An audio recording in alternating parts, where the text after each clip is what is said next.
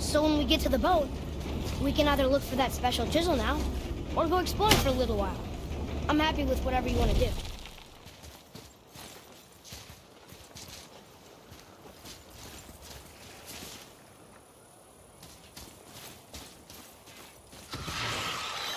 Nightmares, ugh!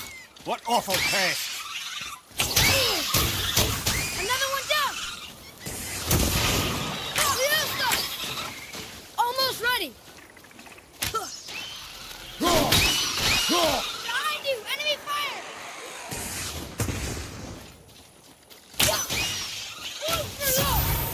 Ready, inmate!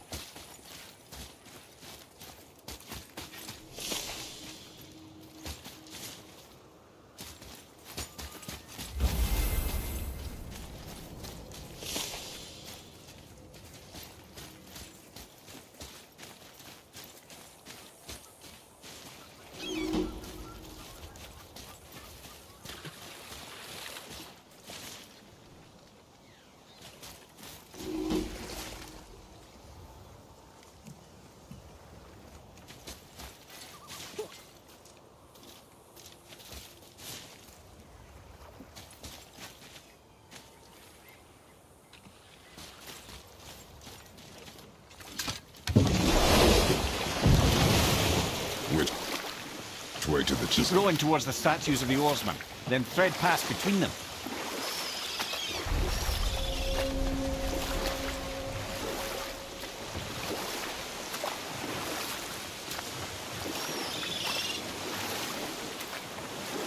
Mimir, you never did tell me why Freya spit in your face. Well, she blames me in large measure for her present circumstances, and not totally without reason. It all goes back to the long war between the Aesir and Vanir. Prior to that, wars for the Aesir were easily won, but the Vanir had proved their equal and exacted devastating damage. Both sides suffered tremendous losses, and for many of us, quite frankly, war was simply no fun anymore, but a rather senseless waste of precious life. Wouldn't you agree, brother? Precisely. Enough was enough. And at last, Odin's most brilliant advisor became determined to find a more enlightened path. He set about to broker a peace between the gods. It took some convincing, but ultimately Odin was persuaded to marry his deadliest enemy, a certain Vanir goddess, legendary not only for her fertile beauty, but her genius at the very Vanir magic that Odin had long aspired to master. Freya married Odin? What was in it for her? It was a sacrifice to protect her people, a selfless act of love. Truly, she deserves better than she got. But of course, there's more to that story.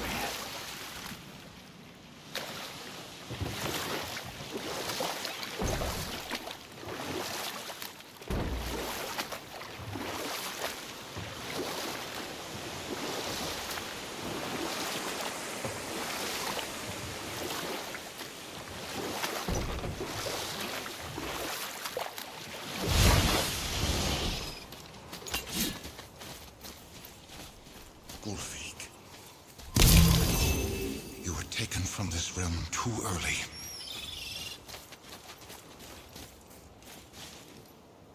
You who walks among the living, my beloved Gulvig calls to me. She yearns for peace, yet her remains lie in pieces. I beg of you, make my Gulvig whole again. You want us to collect her bones? Gross. Gulvig's Sather magic knows no bounds. She can reunite you with those you've lost. Really? How? Boy, I can smell your grief, child. Rest assured, her magic is strong enough to create bridges between life and death, if only for a short while. boy, we are leaving. They've taken 3 of Sweet Gulvig's bones and spread them across the lake. Bring me her bones, child. Gulvig will reward... Good. The special chisel is ahead past this gate.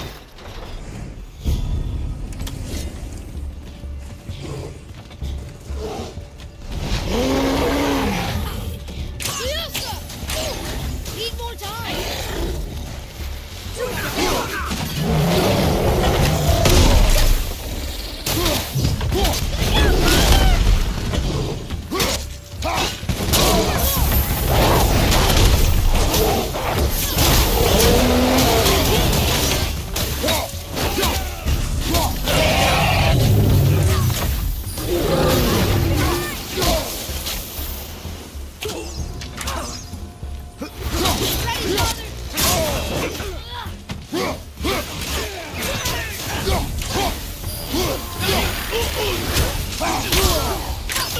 Can't yet!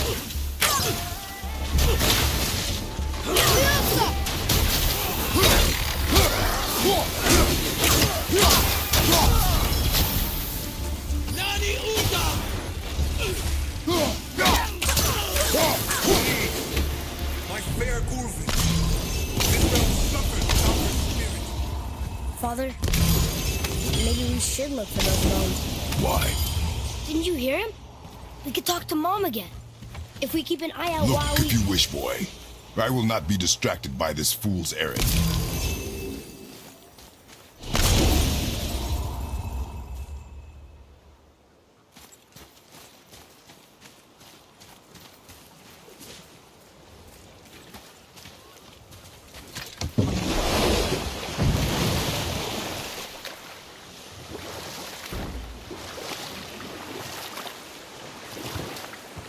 This chisel we seek, what is it? I'm glad you asked, actually.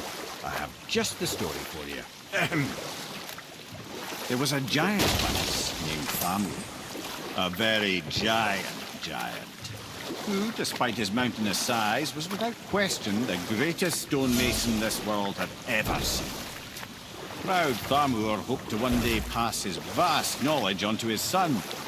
But young Hrimthur had the heart of a warrior. Perhaps the father had too much fear in him, or the son too little. Either way, a quarrel of theirs spiraled out of control, and the overworked stonemason, bonk, struck his son. Hrimthur ran off into the night.